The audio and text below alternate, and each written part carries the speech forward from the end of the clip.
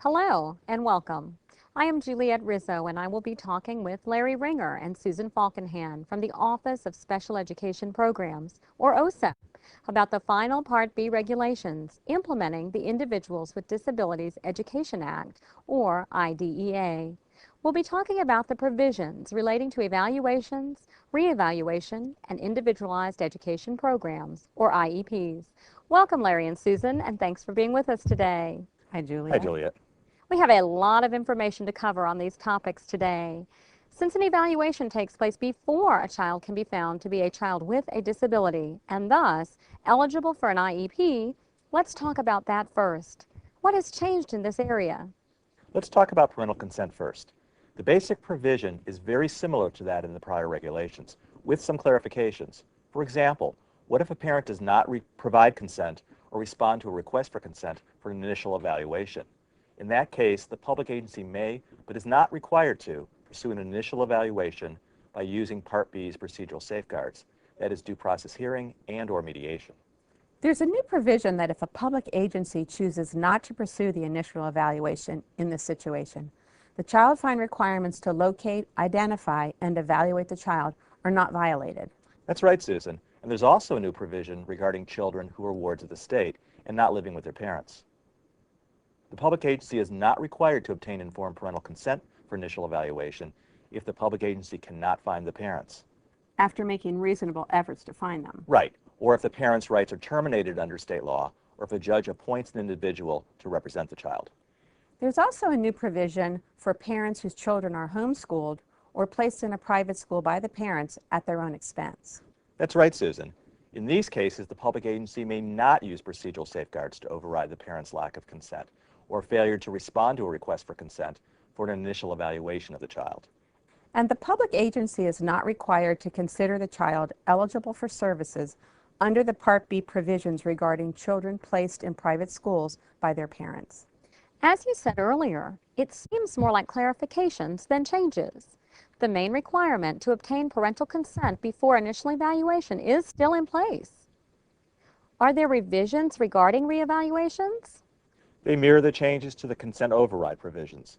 If a parent does not consent to a reevaluation, public agencies may, but are not required, to pursue reevaluations by using the procedural safeguards. However, if a parent fails to respond to a request for consent to reevaluate his or her child, the public agency may, but is not required to, conduct the reevaluation if it can demonstrate that it made reasonable efforts to obtain consent and the parent failed to respond.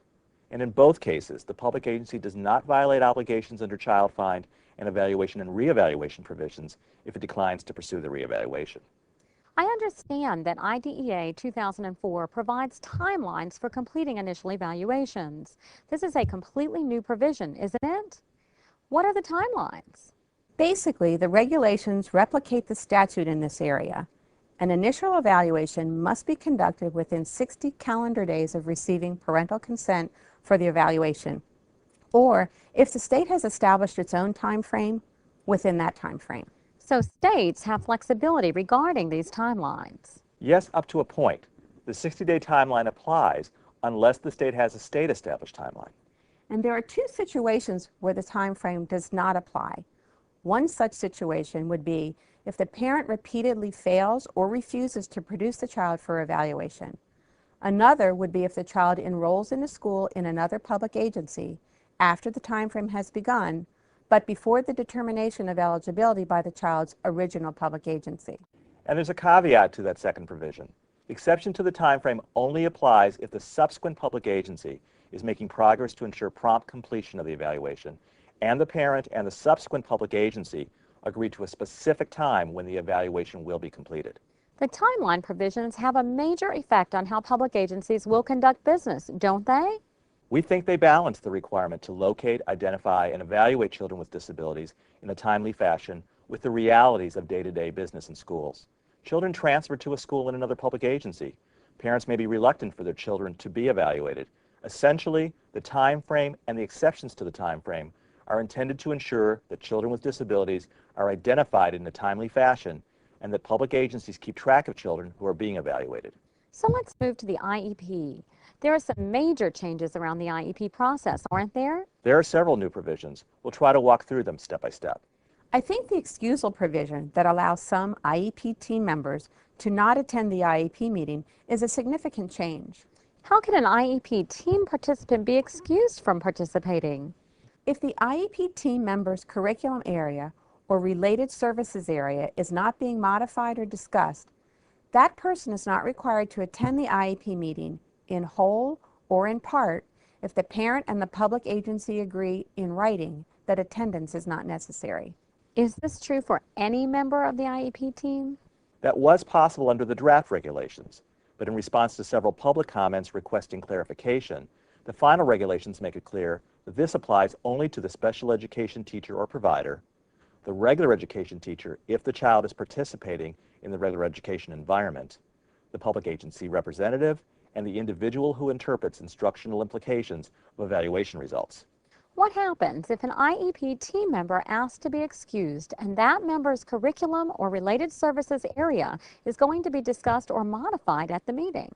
That team member may be excused in whole or in part if the parent and the public agency consent to the excusal in writing, and the team member submits in writing input into the development of the IEP to the parent and the IEP team prior to the meeting. There are also changes in how IEPs can be amended.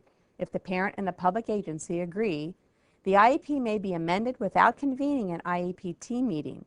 Instead, the IEP team may develop a written document to amend or modify the IEP. So, the annual IEP meeting is still required. Yes, this provision applies to changes or modifications that need to be made after the annual IEP meeting is held, but before the next scheduled review of the IEP.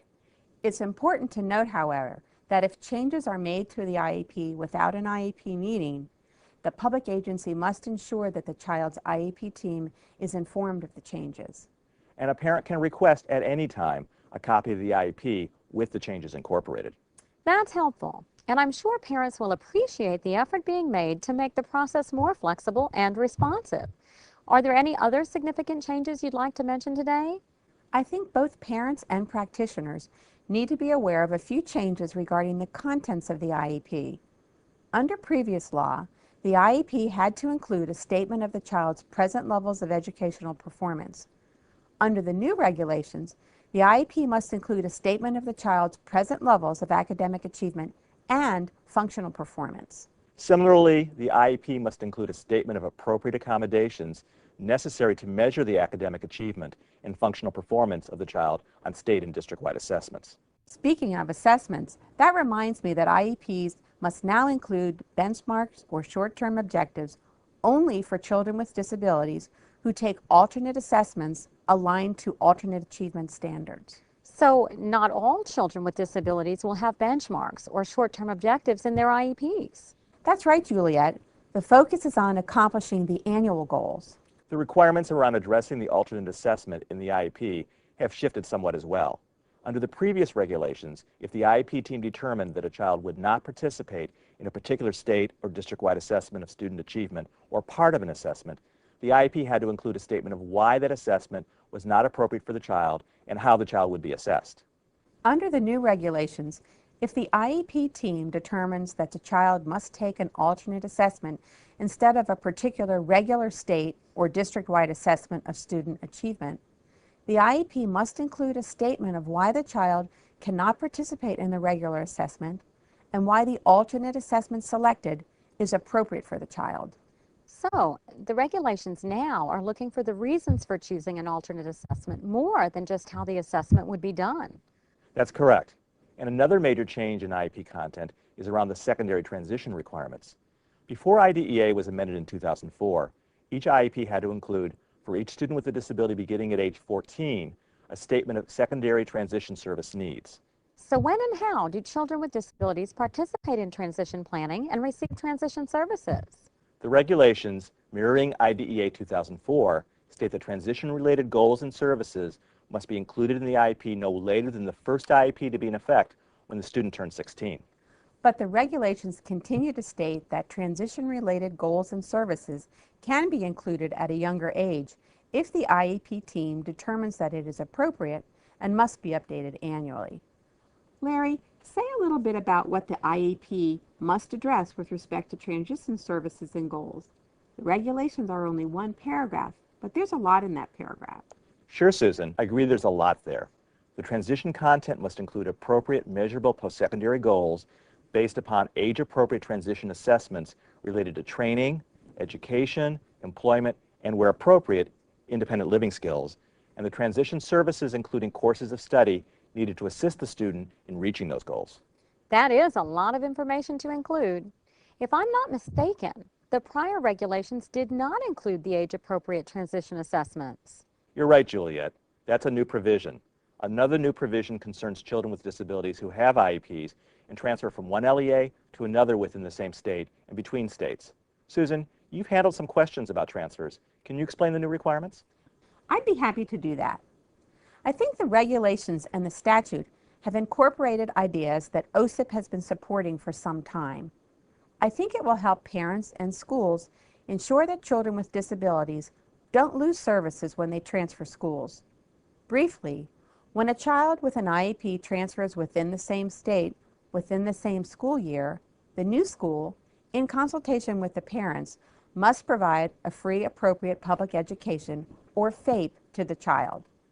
This includes services comparable to those in the child's IEP from the previous public agency. Those services must be provided until the new public agency either adopts the previous IEP or develops, adopts, and implements a new IEP that meets the applicable requirements. What happens when a child with an IEP transfers from one state to another? The requirement to provide FAPE is the same. Those services must be provided until the new public agency conducts a new evaluation, if determined necessary by the new public agency, and develops, adopts, and implements a new IEP that meets the applicable requirements. And whether the child transfers within the state or between states, the regulations require that both public agencies take reasonable steps to ensure that the child's records, including the IEP and supporting documents, are transmitted promptly to the new public agency. It sounds like there are a number of changes around evaluations, reevaluations, and IEPs. Some are fine-tuning, and some are significant. I think that's right, Juliet. We encourage everyone with an interest in special education in general or a specific child's IEP to become familiar with the new regulations. There is information on our website at idea.ed.gov and information in the curriculum that will be completed by January 2007. The Q&A corner on the website will allow anyone to submit questions regarding these changes. Thanks, Larry and Susan, for taking time to talk with us today about these regulations. Thanks, Juliet, Thanks, for Juliet. having us here. This video is one in a series prepared by the U.S. Department of Education, Office of Special Education Programs, to assist our stakeholders in better understanding some of the significant provisions of the final regulations implementing IDEA 2004. We hope you found it helpful, and we thank you for your attention.